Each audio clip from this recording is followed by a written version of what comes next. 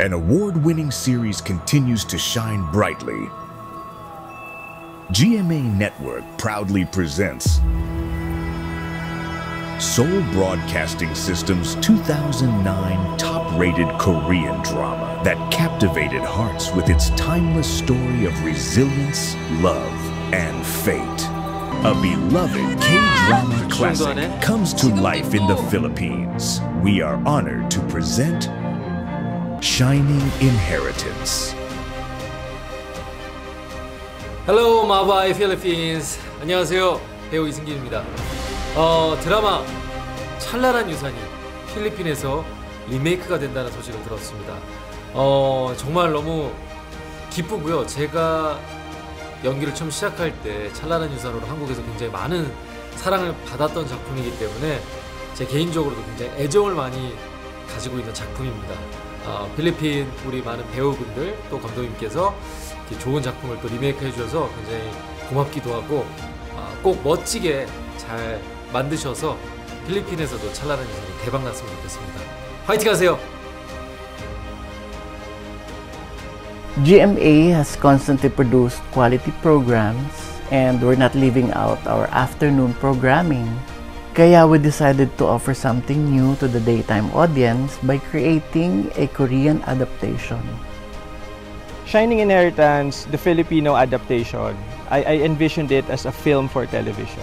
So that was really the main goal of creating this program. That we create something for the Filipino viewers na talagang at par na sa kung ano yung mga napapanood din natin sa mga streaming sites. Especially at the time na the expectation of our viewers are really high as well. Hardworking din si Ina. Hindi siya umaasa sa help ng iba. Basta alam niyang kaya niya, ginagawa niya yung best niya. Matapang na babae. Marami siyang pinaglalaban.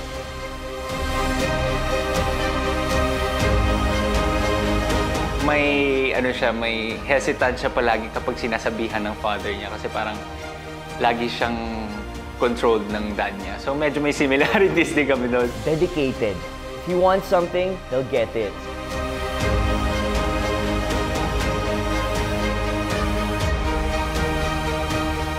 Lahat ng kung anong meron siya, pinaghirapan niya, pinagsikapan niya.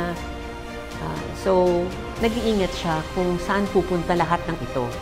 It's more of staying true to the narrative arc more than anything. The directorial style, as we've mentioned earlier, is completely my own. Our creative writers, sila yung nagki-keep track kung nasa tamang landas ba tayo para makarating tayo sa dulo ng kwento na pareho doon sa original. Ako naman, mas sinusubaybayan ko yung emotions ng characters, how the scenes would make the viewers feel. So, yun yung balance siguro na ginawa ko and ginawa ng team na meron kami kanyang-kanyang focus sa pagbuo nitong series na to.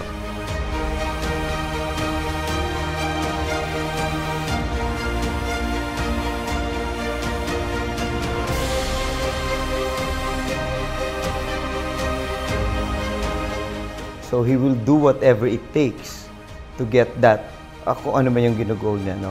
Turn into, you know, mga twist na turn into evil side, dark side, something like that. Maladamay ko pa sa pang-aapi si Tita Connie sa mga plano kong masasama dito. Very organized, saka very loving mom.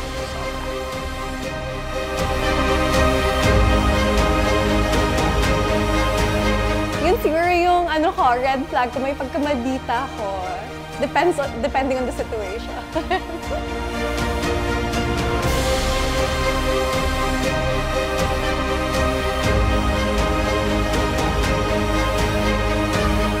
Difficult talaga siya. Pero once you get the hang of it, madali na lang.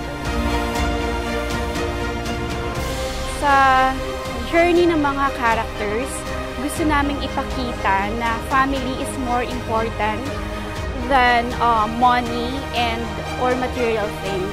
Fans will appreciate the familiar storyline pero maiintriga din sila sa unique Filipino elements na in-incorporate namin. Mas malalim na exploration ng family conflicts at yung mga bagong twist ay siguradong ikagugulat nila in a positive way.